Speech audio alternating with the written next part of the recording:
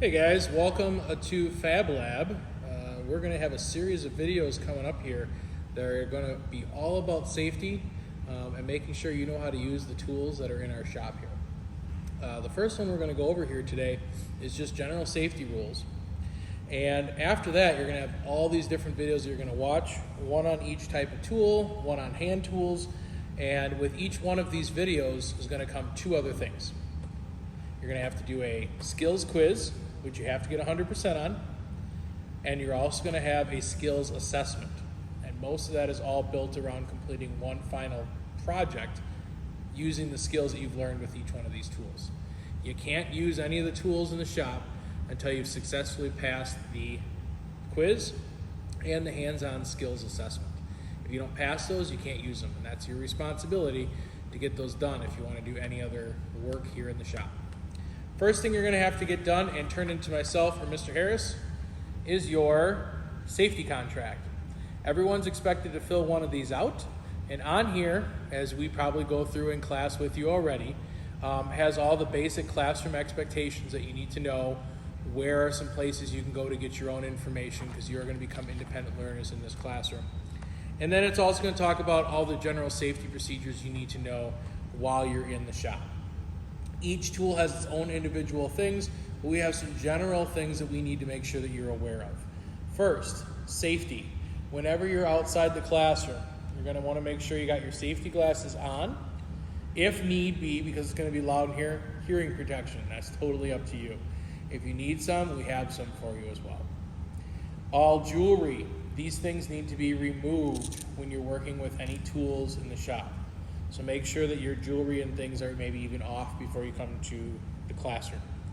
If you're in the shop, if you have hair, like I don't, you're going to want to make sure it's tied back. Anything shoulder length or longer, tie it back. So come with a hair tie if you need that. Sleeves. Whenever you have long sleeves, roll them up past your elbow. If you have a hoodie on and you have those strings that hang down, tuck those in.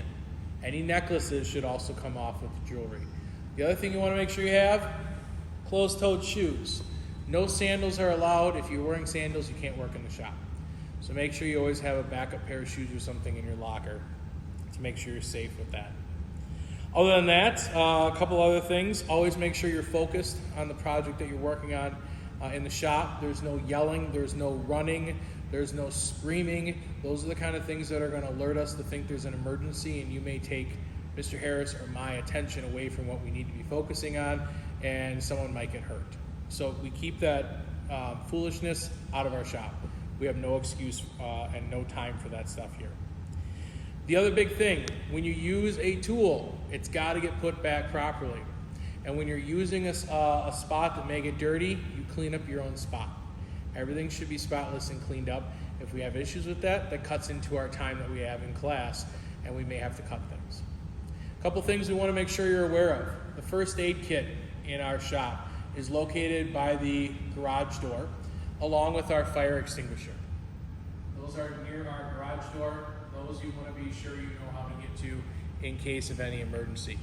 If anyone gets hurt at all, you contact myself or Mr. Harris, and we can take care of what we need to at that point. We don't want large crowds. Across the shop, there's also a sink for washing your hands with soap and water.